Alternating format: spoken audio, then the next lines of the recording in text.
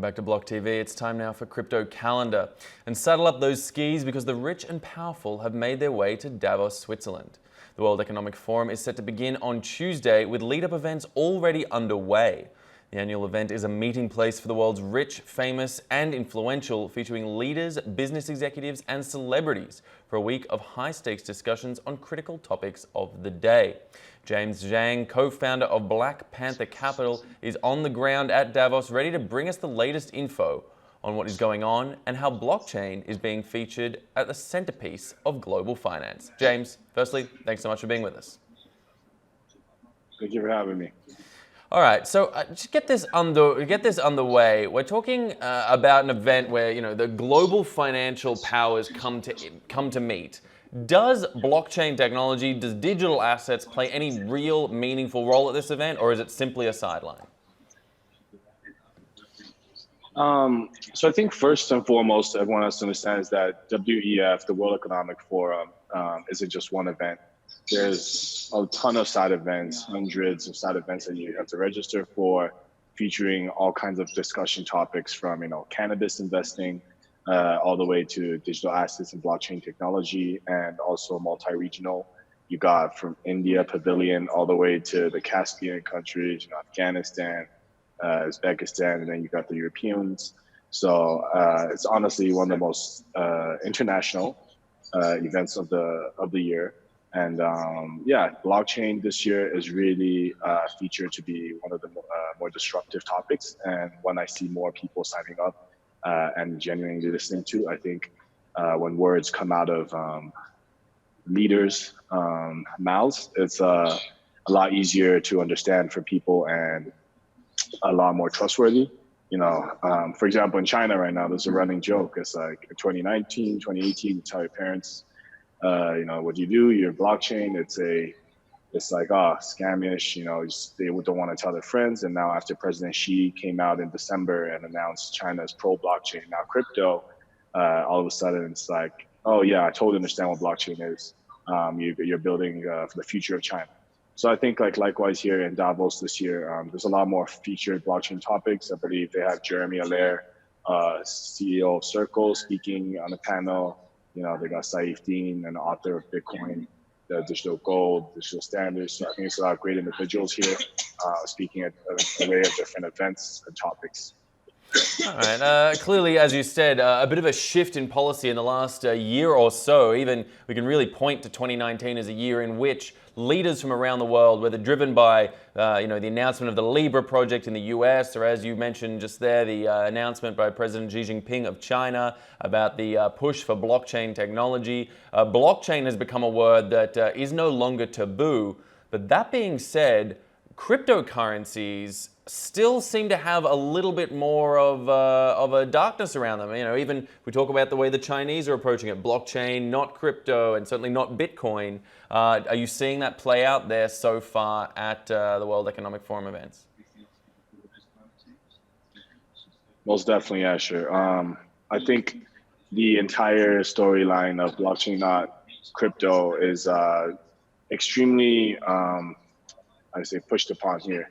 In Davos, it seems like everyone understands the difference between digital currencies and the use of it in remittance and store of value in digital gold, and the use of bitcoins and blockchain, and distributed ledger technology. This morning, in fact, I shared a ride together with Christopher Giancarlo, the ex-CFTC chairman, and likewise, we're just randomly chatting, and he's like, he's in the process, honestly, of making a digital US dollar that he's worked with the Treasury and spoken with the Senate and multiple different parties. So I think it's extremely clear right now in the minds of many, not even the use of cryptocurrencies, like even the difference between a stable coin and something like Bitcoin, where it's extremely volatile and mostly used as a store of value. But I think in general, everyone is here because they want to learn about not only Bitcoin and crypto as a technology for the future, but how to invest into the space. And honestly, at the end of the day, including Black Panther Capital, why we are a fund of funds and offer a single diversified investment option, is because at the end of the day, we believe Bitcoin, cryptocurrency, blockchain, it's still a very binary bet, meaning either it's going to do what it says it will, or it will be zero. So either Bitcoin will be digital gold, it will be a store of value for hundreds and thousands, and Ethereum will make smart contracts a thing and will be the leading supercomputer of the world, or it won't. So you have to really diversify your bets in this space, even if one currency makes up of 70% of the market cap. Certainly a point of diversification is critical, and critical it seems as well for the number of events there related to blockchain-based activities. Just scouting through some of them myself, I saw the Blockchain Economic Forum coming out, the Blockchain Central Davos being put on, and even talk of a blockchain Bill of Rights being put together there. But James, do you really foresee, if we look at all these masses of events, is this useful for getting the message out, useful for networking, or do you think there can be actual tangible results to come out of this week's events there at Davos in relation to the way the world approaches blockchain? Right. Yeah. I mean, to be honest, I don't know exactly what progress is made every year, that you can see right after talks between political leaders. But on the blockchain front, I think this honestly is one of the best ways to spread the word to more mainstream media and to retail investors. I think even with the recent pump, we can see in volume that it's not a lot of new money coming in. It's what you see their funds, sovereign wealth funds, people who already have a lot of cryptocurrency exposure that are adding on rather than new accounts that are accumulating more than 5 to 10 Bitcoins.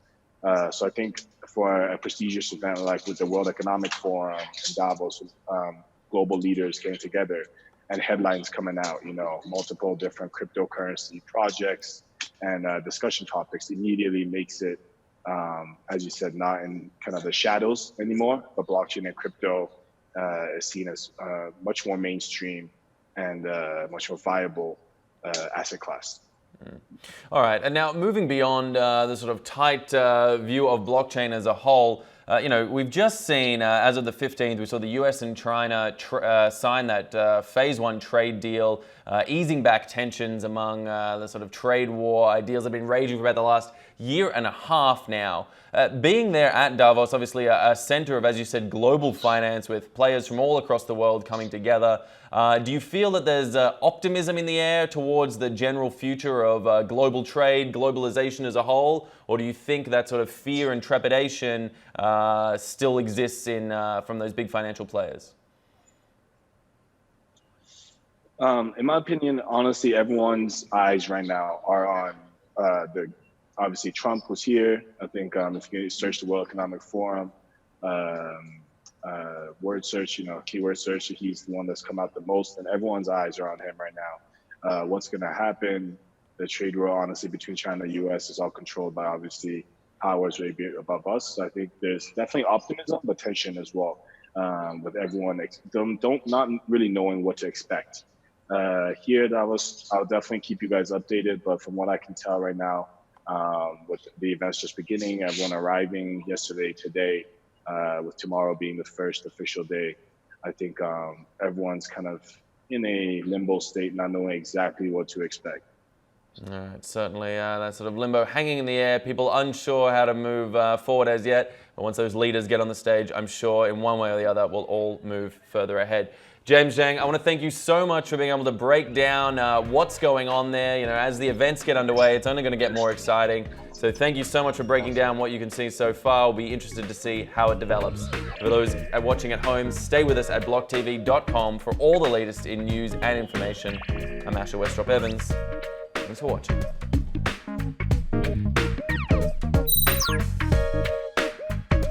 For more news and updates, follow us on Twitter.